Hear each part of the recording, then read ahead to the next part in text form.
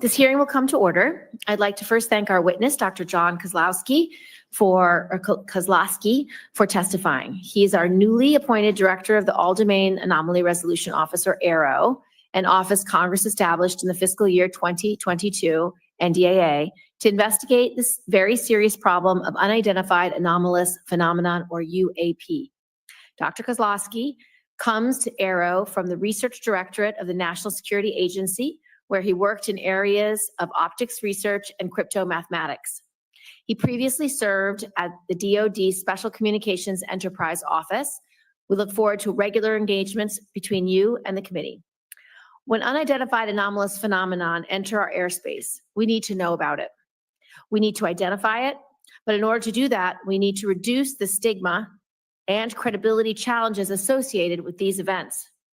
Our service members, scientists, foreign partners, and the general public need to know that their reporting, research, and analysis will be taken seriously and acted on in good faith.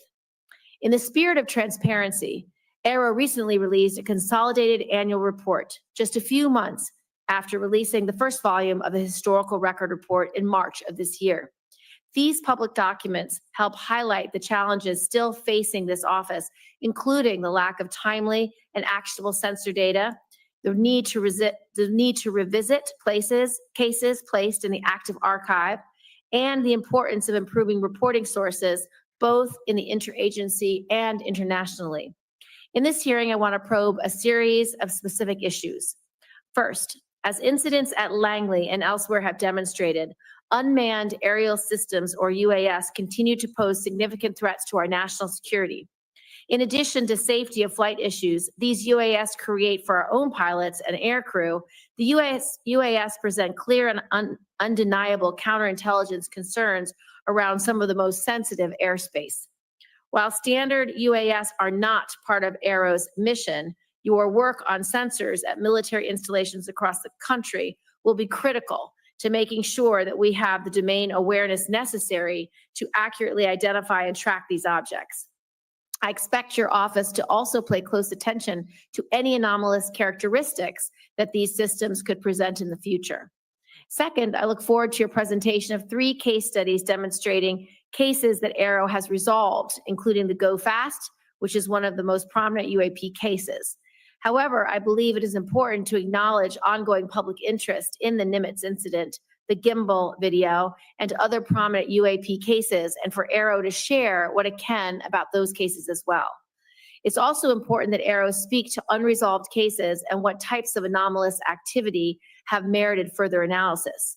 And while I know AARO has gone through a period of transition over the past year, it is important to share these disclosures, both resolved and unresolved cases, with the public, even when a Senate hearing is not scheduled. Lastly, while some have been hesitant to come forward to AARO in the past, I hope that potential individuals with firsthand knowledge of unreported programs view your arrival in this position as an opportunity for a new start. AARO was created by Congress to do this work. Congress waived non-disclosure agreements for those who disclose information to AARO and gave AARO the authority to go and turn over every rock. I hope those with information to share use this opportunity so that we, as your senators who represent you, can do our jobs. I look forward to hearing more on these issues from Dr. Kozlowski and for members to start a dialogue on this important topic. With that, I would like to turn to Senator Ernst for her opening statement. Thank you, Madam Chair, and thank you, Dr. Kozlowski. Our hearing today is about identifying UAPs and understanding their potential implications, which could range from technological advancements to potential threats to our national security. Are these phenomena tied to foreign adversaries such as China or Russia, leveraging advanced technologies beyond our current capabilities? Or do they represent unknown scientific phenomena that challenge our current understanding? We must answer these critical questions to ensure that our national security is not compromised. It is vital that all agencies work in tandem to aggregate data, identify patterns, and develop robust analytical frameworks. Our ability to detect, track, and respond to UAPs requires the latest technology and full cooperation from all government branches. Thanks very much, Dr. Kozlowski, for your attention to this matter, and I look forward to the valuable insights that you and AARO can provide to our committee, and I yield back. Thank you. Dr. Kozlowski, please make your opening statement. Thank you, Chairwoman Gillibrand, Ranking Member Ernst, and distinguished members of the subcommittee. It is a pleasure to be here on behalf of the Department of Defense as the new director of the All-Domain Anomaly Resolution Office. I appreciate the opportunity to provide a status update on AARO's work and respond to your questions about unidentified anomalous phenomenon, or UAP. On behalf of the department and the entire AARO team, I want to say how grateful we are to Congress for its continued support. Unidentified objects in any domain pose potential threats to U.S. safety and security. Reports of UAP activity, particularly near national security sites, must be treated seriously and investigated with scientific rigor by the U.S. government. By way of introduction, I'm John Kozlowski. I'm a researcher at my core with an academic background in mathematics, physics, and engineering. I've spent most of my career at the National Security Agency, leading advanced research in the areas of optics, computing, and cryptomathematics. By nature, I am drawn to tough scientific problems, which is what brought me to AARO and the UAP mission. Since I arrived at AARO in August, I've been impressed by the breadth and depth of my team's experience and the framework they've established to rigorously analyze UAP reports. AARO has taken meaningful steps to improve data collection and retention, bolster sensor development, effectively triage UAP reports, and reduce the stigma of reporting UAP events. Last year, AARO worked with the DoD's Joint Staff to issue guidance to defense personnel worldwide on how to report UAP observations and is working with the military services regarding implementation. AARO has also launched a public website that features UAP imagery, case resolutions, material analysis, archival records, and more. These are only a few examples of AARO's recent progress, and we're just getting started. To date, AARO has over 1,600 UAP reports in its holdings from across the U.S. government. I'll share a slide in just a few minutes with updated UAP analytic trends. You'll see that many reports resolve the commonplace objects like birds, balloons, and unmanned systems, while others lack sufficient data for comprehensive analysis. Although only a small percentage of reports received by AARO are potentially anomalous, these are the cases that require significant time, resources, and a focused scientific inquiry by AARO and its network of partners. It is important to underscore that, to date, AARO has not discovered any verifiable evidence of extraterrestrial beings, activity, or technology. To accomplish AARO's national security mission, I have set 3 priorities for the office: building strong partnerships, promoting transparency, and scaling up the work of the office. AARO cannot do its work alone. Building partnerships across government, academia, industry, and with the public is essential to the success of the office. Strong cooperation with the military services is particularly important. We rely on their support to implement our reporting guidance and to amplify the message that there should be zero stigma associated with UAP reporting. We also rely on partnerships with the national labs, the Office of the Director of National Intelligence, FBI, Department of Homeland Security, NASA, all of which play a role in the whole of government effort to address UAP. Recognizing the talent and expertise that reside outside of the government, AARO will continue to explore new ways to partner with the academic and scientific communities to investigate its most complex UAP cases. A related priority for AARO is transparency. Our ability to collaborate with key partners, including the scientific community and the public, relies on information sharing, to include downgrading and declassifying UAP-related information. In some cases, it may be unclear to the public why the DoD classified a piece of information in the first place. Why are photos of seemingly benign objects such as balloons classified? It's often the case that an object or phenomenon isn't itself a security concern, but the location, source, or method used to capture it is still sensitive. Many cases are difficult to quickly release to the public, but are reported to the appropriate committees in Congress that are authorized by law or House and Senate leadership to receive the information. It is important to note that AARO does not unilaterally declassify information. Instead, we work with the originator of a classified record to ensure that declassifying that record does not inadvertently harm national security. This can take time. Nonetheless, the department is committed to declassifying and publicly sharing more information on UAP while protecting sensitive sources and methods. I'll be sharing some newly declassified imagery in just a few minutes. AARO is also working closely with the National Archives and Records Administration to make UAP-related documents publicly available in a digitized collection. Meanwhile, AARO continues to review the U.S. historical record relating to UAP. We welcome any former or current government, civilian, contractor, or military service member with relevant information to reach out to us at www.aaro.mil. My final priority is scaling up AARO's work to match its mission. AARO needs to bolster the quantity, quality, and diversity of data that it acquires and examines. This means tapping into existing data sources within the interagency while deploying AARO's own organic sensor capabilities. To the extent that UAP results from the domain awareness gaps, more and better data will help us fill those gaps and help us understand what is being encountered. In closing, AARO is committed to the highest standards of scientific integrity. We will not foreclose on any explanation for UAP prematurely. We will continue to follow the science and data wherever they lead. We will continue to have an open and frank dialogue with Congress in settings like these and in classified briefings. We will continue to keep you fully and currently informed of all UAP information, active or historical. And finally, we will share as much information as possible at the unclassified level to inform the public of AARO's activities and its findings. For now, I'd like to turn to a brief presentation of UAP trends and cases, and then I'd be happy to take questions.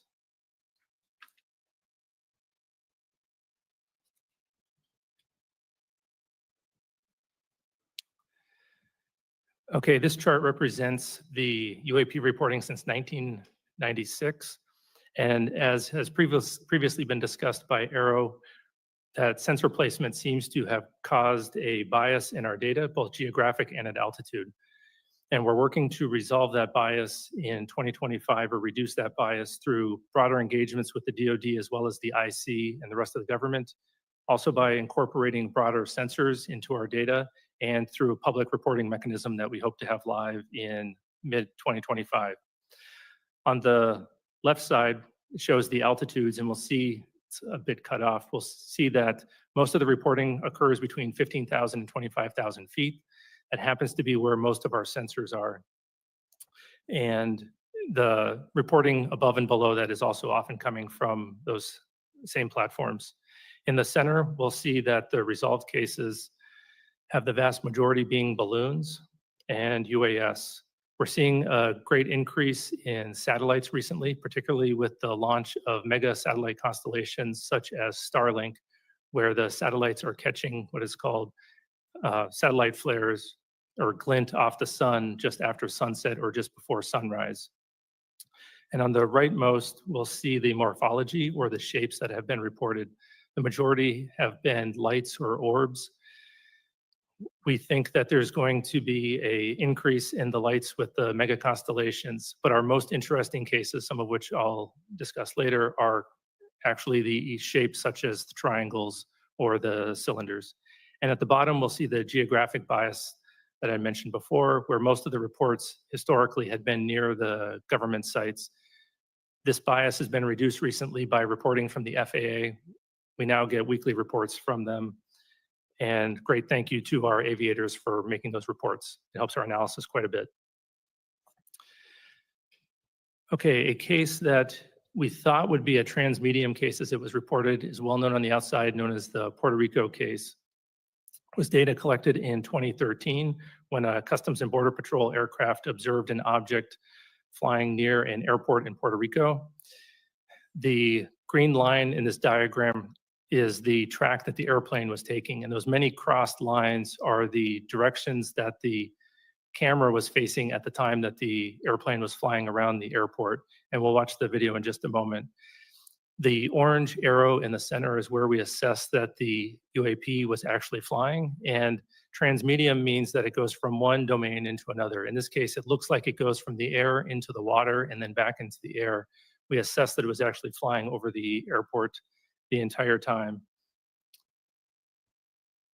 And this video was taken with infrared, and what appears to be the transmedium part where it goes into the water is actually where the temperature of the water is equal to the temperature of the object, and the camera can no longer distinguish between the two. It's not that the object actually goes into the water. And so we assessed that the object, likely a pair of balloons or sky lanterns, was floating at about 7 knots over the airport and descending to about 200 meters. And this video will be released, and our report will be released later this year. The Go Fast was captured the public attention and congressional attention when it was made public in 2017. Looks like an object flying very fast over the water, very close to the water. Through a very careful geospatial intelligence analysis using trigonometry, we assess with high confidence that the object is not actually close to the water, but is rather closer to 13,000 feet. Diagram here shows as the platform is flying and capturing the object, if it is closer to the platform at a higher altitude, a trick of the eye called parallax makes it look like the object is moving much faster. And so we've written a detailed paper on parallax, released that on our website so that the public can literally check our math on this analysis. An interesting case, which I don't believe the public is familiar with, is captured in 2018 from a UAV flying in the Mediterranean, watching Mount Etna as it was erupting. And it appears that that object is flying through the plume of superheated gas and ash. This was a rather difficult case to resolve. We had to pull in support from a number of IC and S&T partners and even reach out to a volcanologist. And through very detailed 3D modeling and pixel by pixel analysis of the object as it's traversing across the clouds, they assessed that the object was actually 170 meters away from the plume and not flying through it. And to be clear, AARO does not believe every object is a bird, a balloon, or a UAV. We do have some very anomalous objects. It's just the nature of resolution. We can only resolve things that we understand. So we're now working on additional products where we can inform the public, Congress, and others of the objects as we're studying them, rather than once we've resolved them. With that, I'll take your questions. Thank you, Dr. Kozlowski. I appreciate your testimony. It's been widely reported that individuals claiming firsthand knowledge of unreported UAP programs have been reluctant to engage with AARO. What message do you have for those individuals, and how will you work to gain their trust?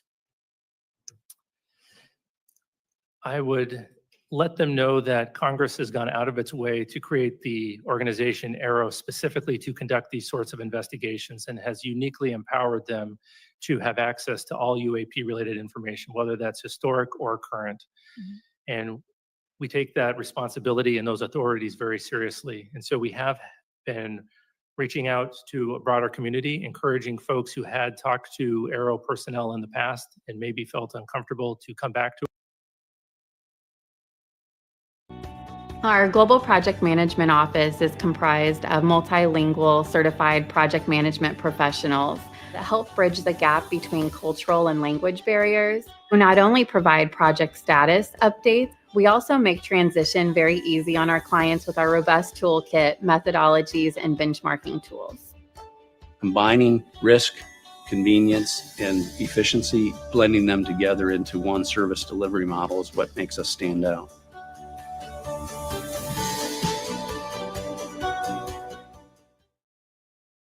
Of secret programs that have aliens. That's not how I read the report. What I read the report is the US government took sightings extremely seriously over the last 75 years, put some of the greatest minds ever to analyze these cases because they assess them as some deeply unknown phenomena that may or may not cause threats, that may or may not be related to adversaries, but are certainly something that the US government needed to know about. And what I read from this report is that we resolved numbers of cases, but in almost every instance, whether it was in the 40s, the 50s, the 60s, the 70s, the 80s, the 90s, the noughts, half the cases were unresolved. So I don't think this is an example of the government not taking these cases seriously. I think this is an example of our government spending 75 years taking these cases very seriously. And interestingly, for the group that put together this report, they didn't have access to any firsthand reporting. And so from my perspective, for whistleblowers and people who want to come in, please come in, because the purpose of AARO is so that the senators can do our job to provide oversight, accountability, and transparency. We find it very concerning that our pilots, that our Navy officers, that people who have sightings of UAPs are denigrated, are somehow dismissed or disregarded. They need to be protected. This is a huge issue for national security because number one, we don't have domain awareness, which is very problematic. Number two, we don't have domain superiority if we don't understand how different UAPs are flying, what technology they're using, what their mission is, what their purpose is. And at the base level, we have so many UAPs around our bases, around our military sites, around our nuclear sites, that it's deeply disturbing that adversaries at a minimum could be using these opportunities to spy, to glean intelligence that will harm our long-term national security. So I'm grateful that you're taking the whistleblowers very seriously. I'm grateful that AARO is trying its best to integrate the private sector, the public, into their work. Interestingly, in this hearing, we heard that the FAA is now working hand in glove, which is very helpful. We want this public-facing accessibility to be put in place by 2025 so that people can upload their videos, their data, their reports. I've met with people who have followed this issue for decades, and they have thousands of examples, thousands of pieces of data that ultimately I want uploaded into AARO so you can cross-reference historic information with current information, because this group at AARO are the best scientists that we can find anywhere, and they will do the work that's needed to be done. So I just want to thank you for that. And then with my last 42 seconds, can you tell us about any of the cases that merit further analysis by your IC and science and technology partners? What is it that makes these cases anomalous? And a large number of reports are placed in the active archive because AARO does not have enough information. What might prompt you to reopen a case like that? And do you have any examples? Sure. I'll start with the active archive case. So that is just the place where we put cases where we don't have enough scientific information to resolve them at that time, but we're always looking for opportunities to correlate them to new cases that come in as the new cases come in, as well as enrich those cases with additional data. We do have one example that I'm aware of where we were able to correlate a number of observations of interesting lights in the sky, and eventually we concluded that it was multiple people observing Starlink flares, just as an example. 3 cases that merit analysis that we're working on right now. One we might be in the process of resolving, but nonetheless is still interesting. The first one was brought to us by a law enforcement officer out west, where he observed a large orange orb floating several hundred feet above the ground a couple miles away. He went to investigate what was going on with that orb. And as he was pulling up to the location where he thought would be below the orb, about 40 to 60 meters away from some object that was, the area was well lit, he saw a blacker than black object. He said it was about the size of a Prius, 4 to 6 feet wide. And as he got 40 to 60 meters away from the object, it tilted up about 45 degrees, and then it shot up vertically. He says 10 to 100 times faster than any drone he's ever seen before. And it did that without making a sound, as far as he could tell from inside of his vehicle. And just as it left his field of view through his windshield, then it emitted very bright red and blue lights that illuminated the inside of his vehicle as brightly as if someone had set off fireworks just outside his vehicle, or street flares.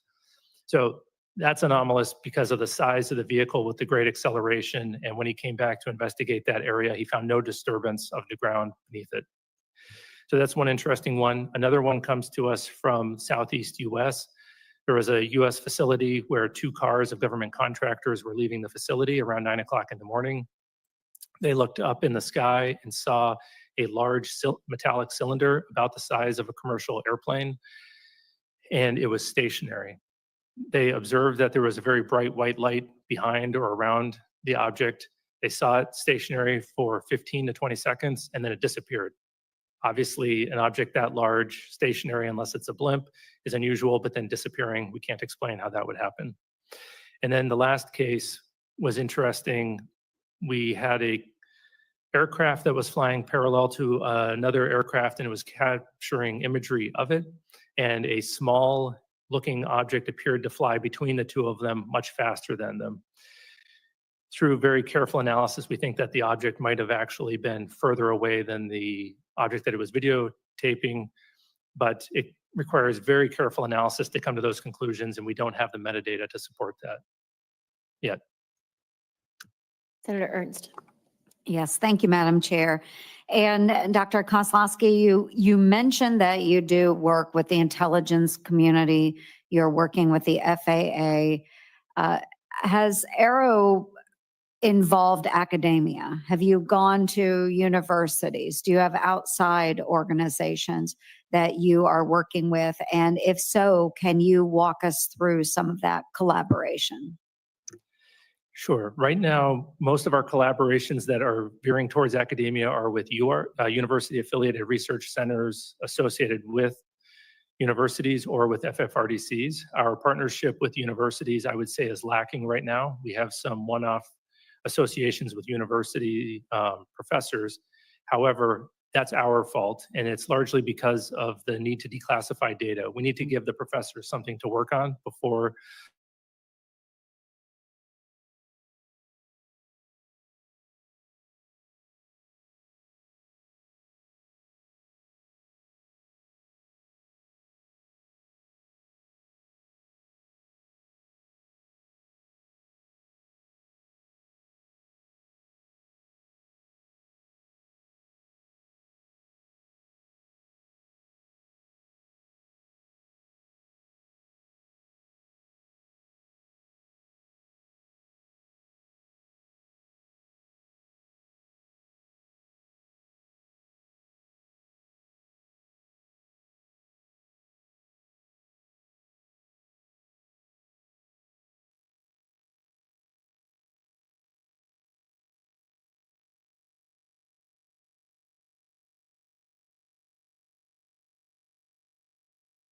Given the public's growing concern and interest in UAPs, aggregating that information and preparing to share it. However, oftentimes we can remove the discussion of the unidentified and anomalous activity from the sensitive information that our partners are concerned with. And that's usually going to be the platforms that the information was collected with, if it is a truly anomalous. And so we have our partners working alongside in the declassification of that data.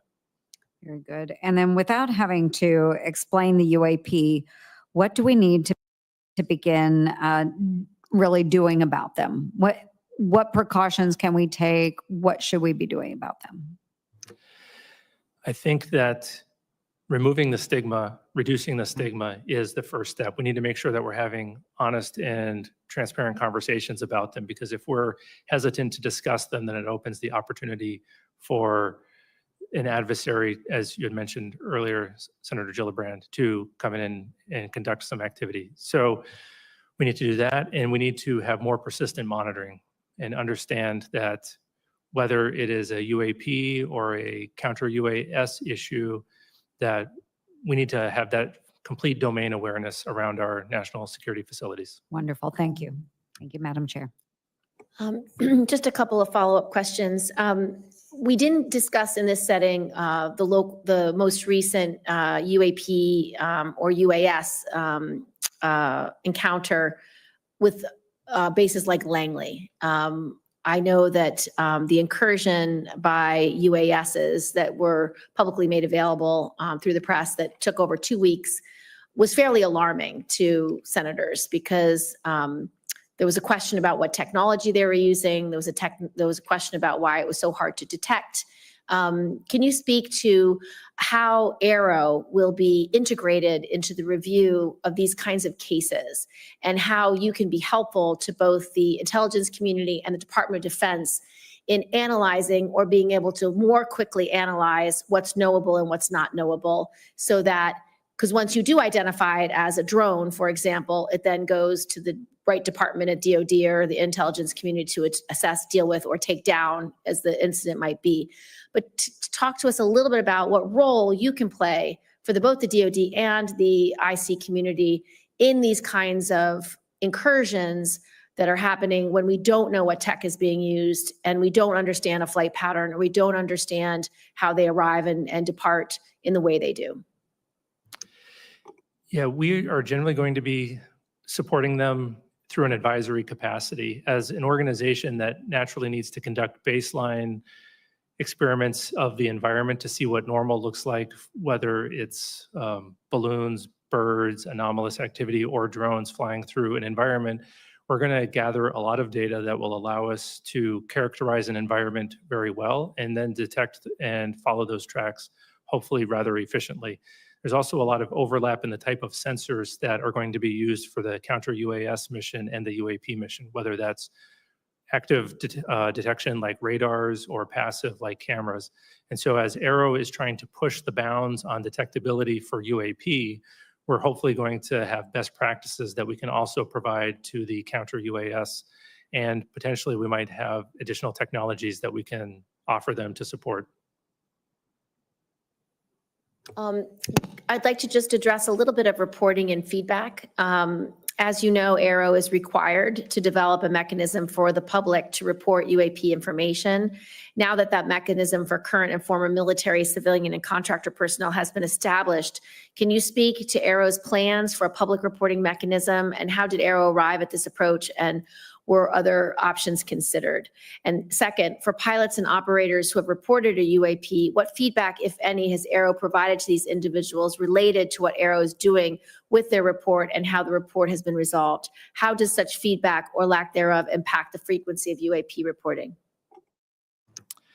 Yeah, the public reporting mechanism that we've decided to go with is going to look similar to the reporting mechanism that we currently have for historical events, where we're going to ask folks to go to our website, download a PDF form, put in the narrative for their account, and then email that to us with accompanying media. Usually it'll probably be imagery.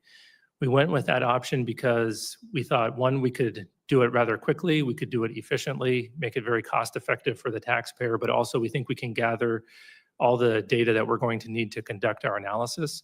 And then we're going to have that feed into an automated processing system that will cross-correlate that against all the other public reported cases as well as the US government cases. We did consider a number of other reporting mechanisms as to include automated online forms as well as cell phone apps. And we ultimately decided that this would be the safest, cheapest, and easiest to maintain in the future while protecting the private information of the individuals who are reporting. Regarding the feedback from the resolved reports, right now we don't have a good feedback mechanism. It's fairly informal. We're working on building a case management system that AARO will use at all classification levels, and hopefully in that we'll be able to provide feedback as the case is going through the resolution process. We have multiple phases. Then the folks who report that, whether it's a pilot at the classified level or someone potentially reporting through another mechanism, they'll get that automated feedback. And then it is not determined at this point yet how much information we'll be able to include in that feedback where it is in the process. It'll depend on the classification of the resolution of the case. My final question is there anything that you need to tell the Senate that you need from us, whether it's funding, whether it's support, whether it's legislation? Is there any requests that AARO has of us or anything else you need to brief us on for us to be able to do our jobs to protect our service members as well as integrate public interest and public data and information into the future analysis efforts of AARO? So first of all, I want to say thank you again. I think that the authorities that we have are remarkable, and I think that we are well-resourced as an office. The only ask that I would have is that you continue to champion us, particularly with witnesses, encourage them to come forward and report to us so that we can have a more fulsome investigation of the potential historic or ongoing legacy programs. Thank you so much.